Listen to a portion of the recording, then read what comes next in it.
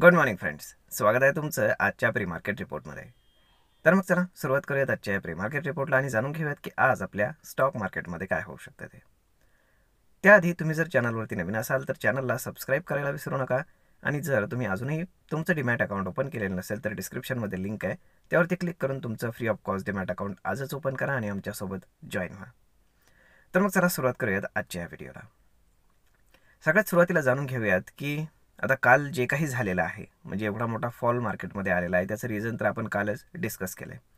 तर आता त्यानंतर रात्री US मार्केटमध्ये काय झालं त्याला जास्त महत्त्व आहे.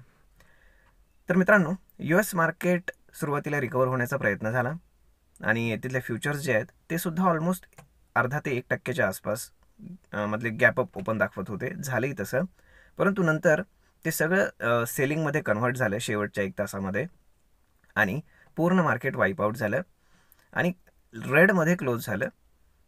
फार रेडमध्ये नाही आहे, परंतु आपण त्याला फ्लॅटिश म्हणू शकतो. आता यामागचं रिझन काय ते सगळ्यात महत्त्वाचं आहे. तर फेड चेअरमॅननी काय सांगितलं आहे की इन्फ्लेशन वाढण्याची आपण काय म्हणतो भीती आहे. ओके, आणि आज रात्री तिथे US मार्केटमध्ये संध्याकाळी 6 वाजता इन्फ्लेशन डेटा येणार आहे, म्हणजे त्यांचं मार्केट सुरू होण्याच्या आधी.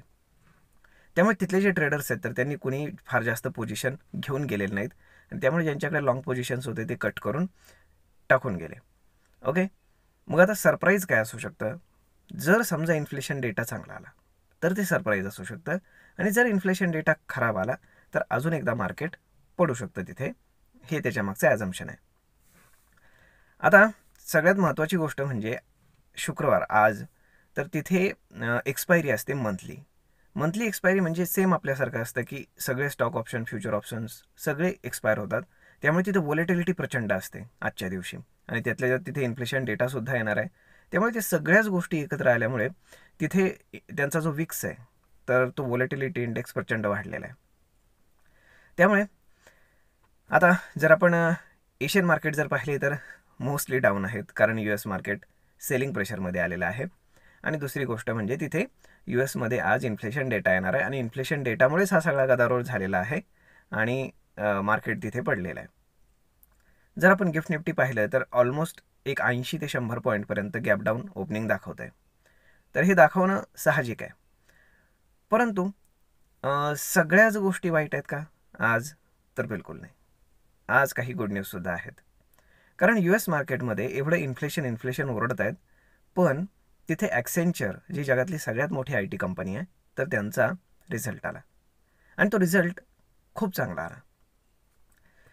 त्यामुळे जो इन्फोसिस आपल्याकडे काल 1% आसपास डाऊन होता, तर इन्फोसिसचा ADR हा 3%पेक्षा जास्त US मार्केटमध्ये ग्रीनमध्ये आहे. म्हणजे साहजिकच आहे की आज IT स्टॉक्स हे फार चांगलं करणार आहेत, कारण ॲक्सेंचरच्या रिझल्टला किंवा ॲक्सेंचरच्या कमेंट्रीला इंडियन आणि जगातलेच खूप सारे IT कंपनीज जे आहेत तर ते फॉलो करत असतात.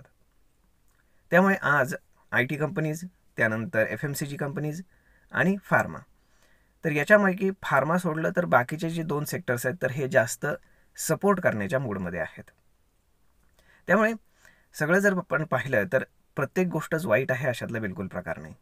त्यानंतर रिलायन्स इंडस्ट्रीज, काल जे काही ऑइल मार्केट करणारे कंपनीज आहेत लाईक इंडियन ऑइल वगैरे, तर ह्या सगळ्या कंपन्या थोड्याशा रिकवर झाल्या, परंतु रिलायन्स काही रिकवर होऊ शकला नाही.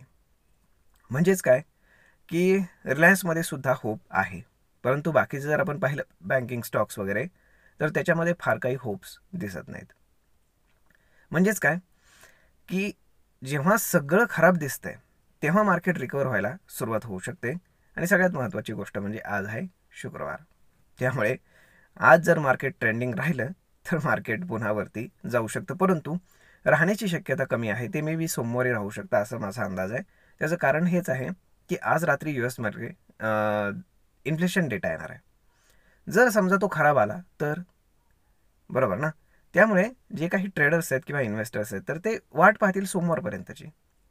ठीक आहे, सोमवारी समजा US मार्केटमध्ये डेटा चांगला आला तर मार्केट थोडं गॅपअप ओपन होईल, परंतु गॅपअप ओपन झालं तर थोडे स्टॉक्स महाग मिळतील ते चालेल, परंतु इथे घेतलं आणि जर समजा डेटा खराब आला तर ते अजून खाली जाऊ शकतं.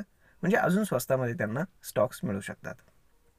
त्यामुळे आज काय होतं ते पाहणं जास्त गरजेचं आहे US मार्केटमध्ये त्या डेटामध्ये. आय होप सगळं काही व्यवस्थित व्हावं. परंतु जर टेक्निकली पाहिलं तर मार्केट आता पुन्हा कालच्या लोच्या आसपासच ओपन होते. म्हणजे तो लो डिफेंड करणं फार गरजेचं आहे असं आपण म्हणू शकतो, विच इज 23,800.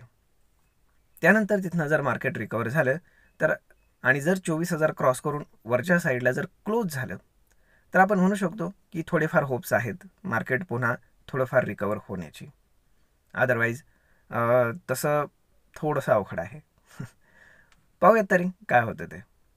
आय होप तुम्हाला हा व्हिडिओ ही माहिती नक्कीच ट्रेड आणि इन्व्हेस्टमेंट करण्यासाठी उपयोगी पडत असेल.